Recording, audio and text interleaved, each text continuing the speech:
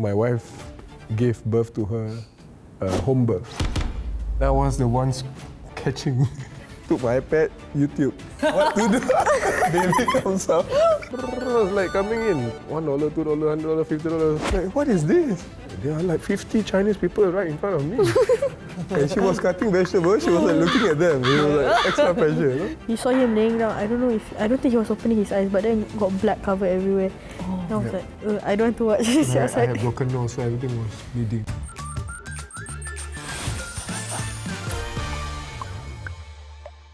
Hi everyone, welcome to DNA, a show where I hang out with celebrity parents and their kids to talk about family, growing up, and what fame looks like behind the cameras.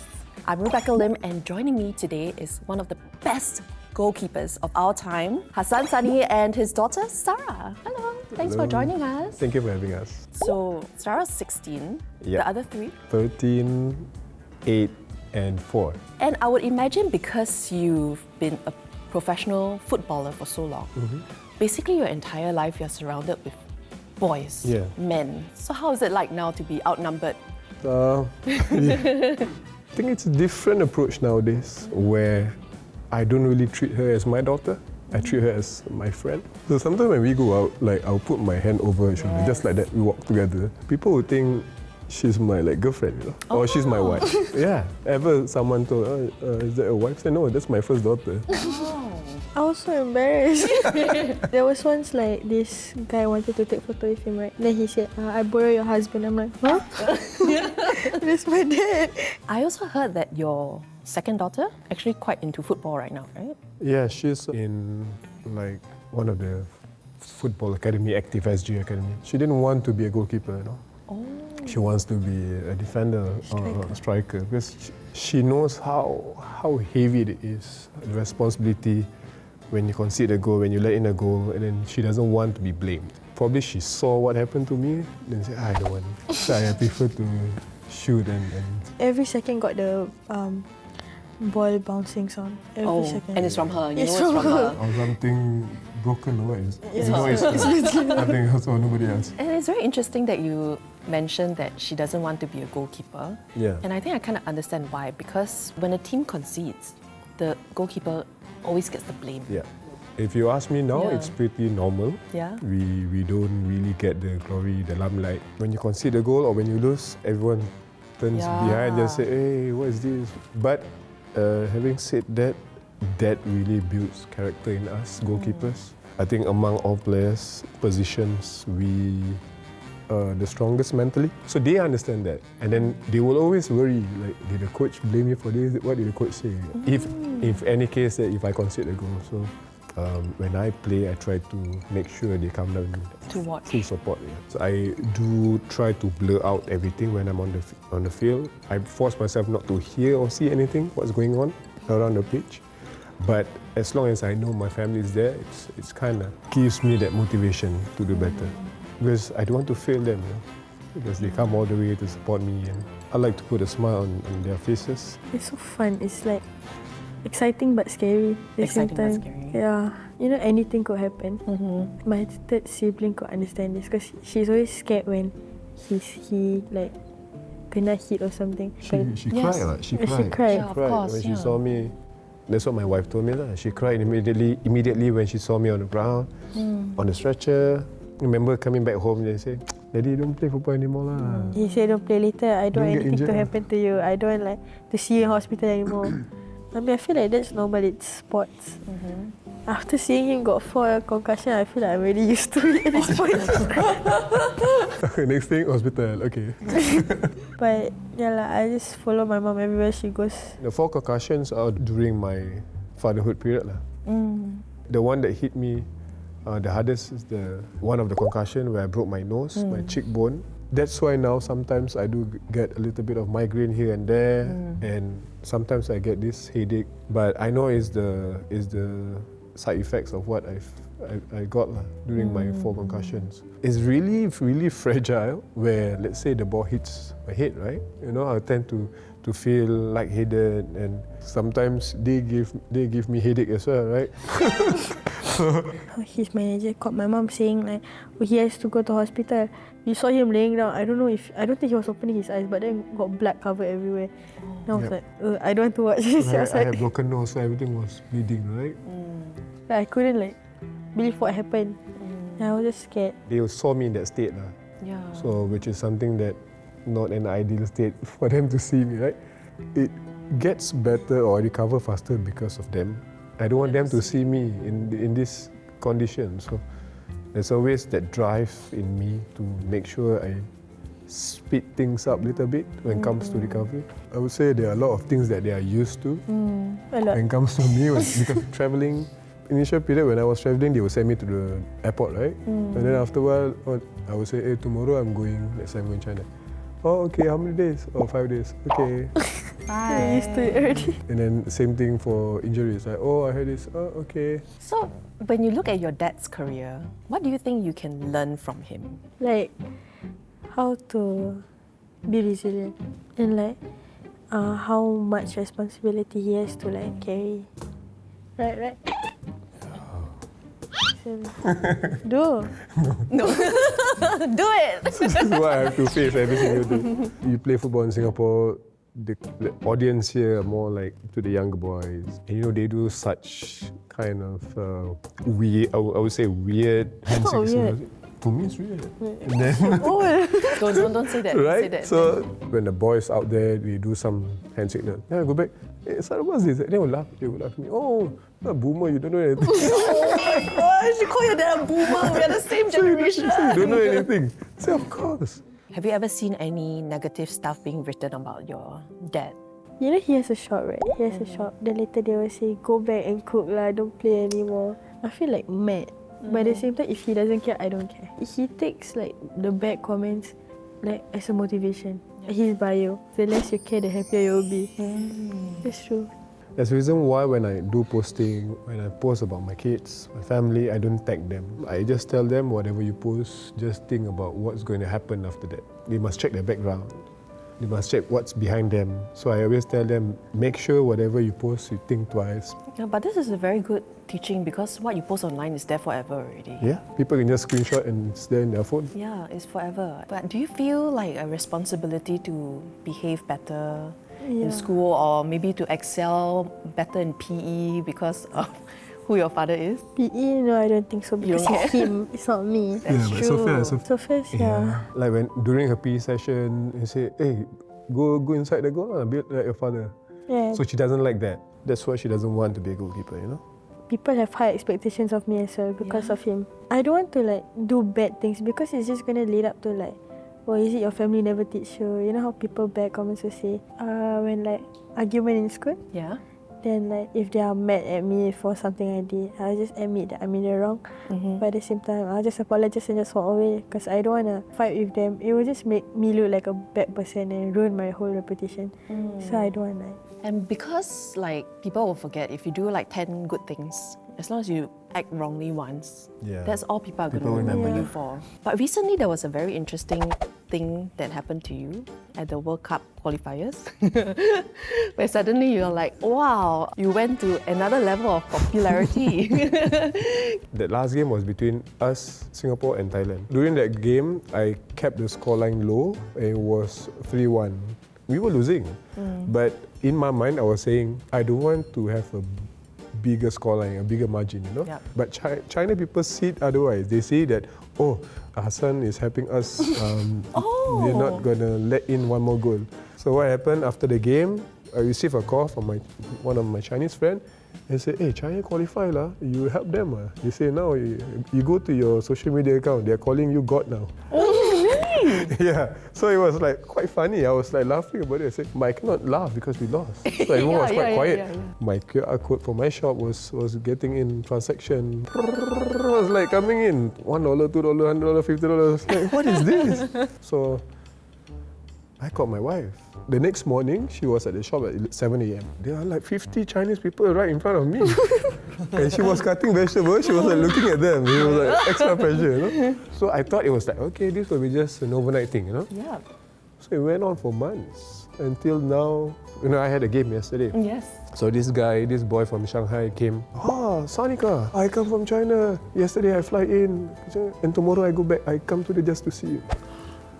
So he gave me this. Yeah, I was looking at it the whole time. Wow, it's An alarm clock with my face, a few photos of me. Sweet, eh? Yeah, very, very sweet. What are some of the unforgettable gifts? So I received this, I don't know what you call that. They told me like when a doctor saves a life, they give this big, huge banner. So yeah, I received that huge banner and they say, oh, thank you for saving China. Wow.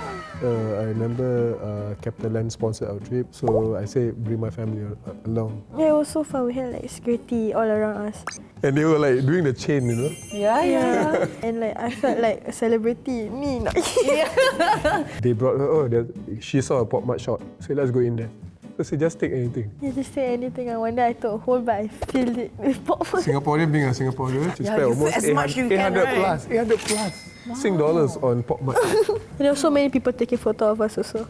Wow. It was like scary but fun also. It's like my first time experiencing that. So the younger one was so confused. The youngest were like, keep on asking questions. Daddy, why are there so many people? Daddy, why are they looking at us? Daddy, why? So what do you say to them? To I her? say, never mind, just enjoy.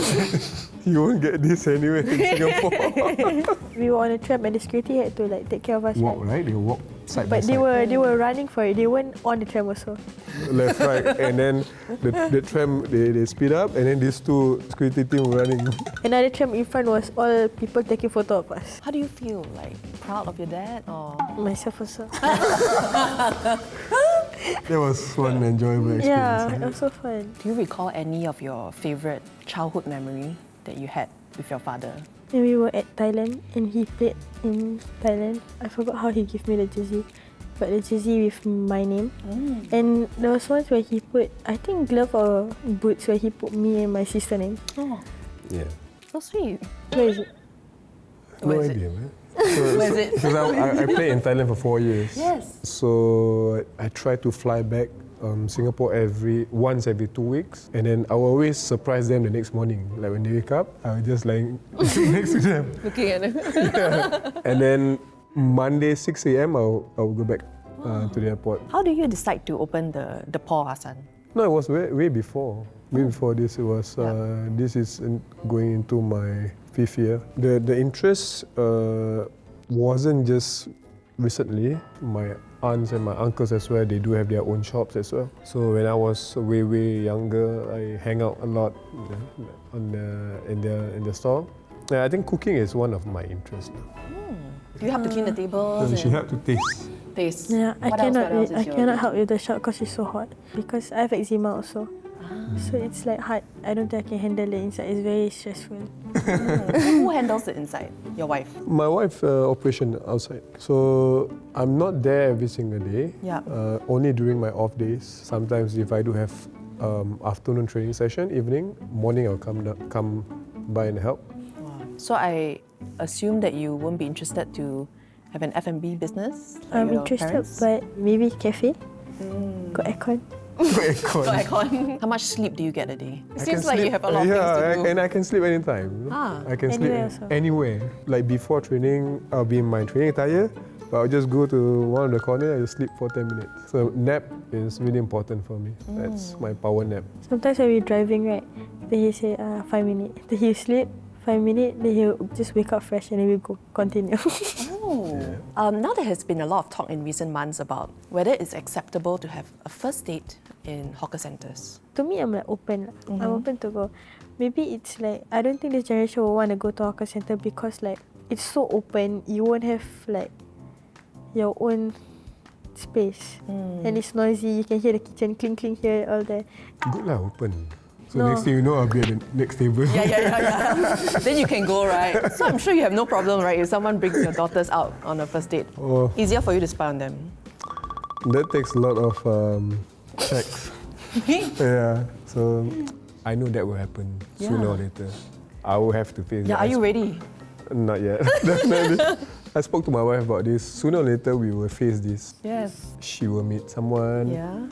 and then after a while, she get married, and then how are we going to cope with that? So it's going to be difficult, I would say. It's going to be difficult. But do you discuss with your dad, like, at what age are you allowed to start dating? No, but my mum did. My mum say after Sec 4. So next year can start already? Next year can start already. Oh no. what say? It's like, no. No. Whoever she goes out with, right? She say, okay, I'm going with Aisha. I say, Aisha or Ahmad? You Aisha or come Ali? with the random boy name. Yeah, I just have to just joke. Just to make sure. You joke or you trying to find out more information? Sometimes, yes. I just want to test her, make sure she slip the tongue or what. Yeah, but I take that effort. I mean, me and my wife take the effort. When she video calls a friend, I will be at the back, hello. Then I'll speak to her friend like how I speak to her, like a friend as well.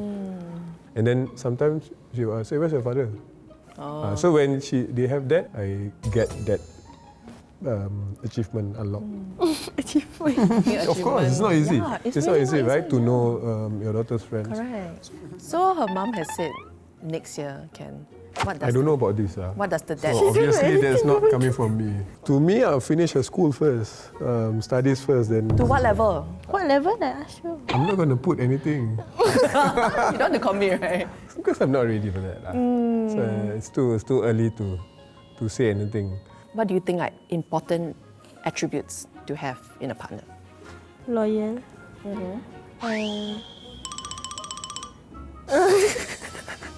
Why you look at me like that? What loyal? Loyal what? You have to be loyal in a relationship. Yes, very important, yeah. You have to be truthful also. Right. And? You have to be a family person. Say yes. Yeah. It's okay. When that time comes, then I'll do that. I'll have my own checklist. Your whole life is different already, like, Yeah. after being a father. What do you think is the biggest change? If you ask me, the fourth daughter will be the most memorable one. Because my wife gave birth to her home birth. And I was the one catching. And The goalkeeper glove. This was unplanned. So imagine I was like, I prepared the bag, hospital bag, everything. Yeah, suddenly she shouted so loud. Oh yeah? Daddy. Oh, you were at home Yeah, I too. was at Yeah, home. she said, Daddy, baby's coming out. I said, okay, come, let's go. Hospital. No, now. I said, what? Then I rushed down. So I was like topless, right, at home.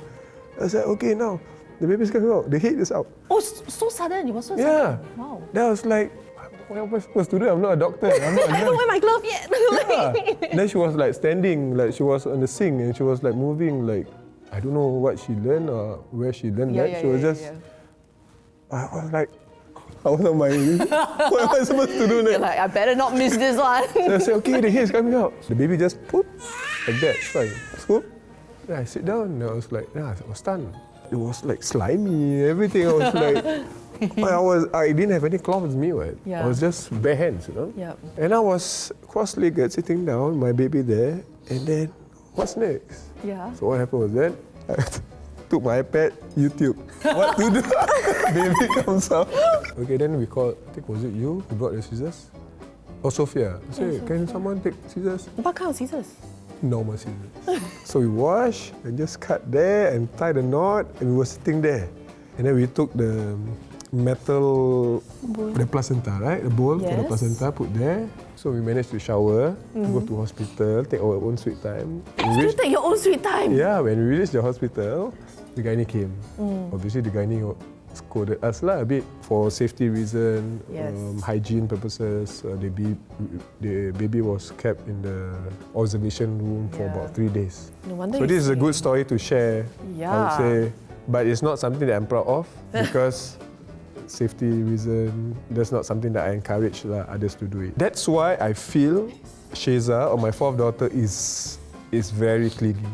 I think because you catch her like that. Yeah, probably because I caught her like that, right? So now she's really clingy.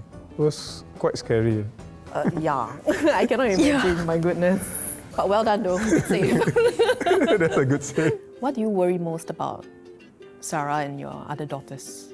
What you mentioned just now, like the dating stage. But I know I'm going to face that, to be honest. But that will be a whole different Ball game. Ball game, yes. But bear in mind, whatever I do, it's for the best of the future, for the best of the family. And she might not like it, but she needs to know that I want the best for her.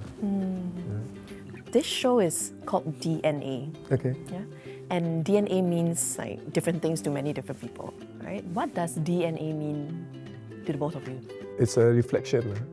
Whatever I do or whatever she does is a reflection of me. Whatever I do is a reflection of it. We make sure that we do the right things and we have the right intentions. Yeah, and it's a very precious relationship and a bond that you all have forged over the years. And thank you so much for coming on the show. Thank you for having us. Yeah, thank you so much, and thanks for sharing.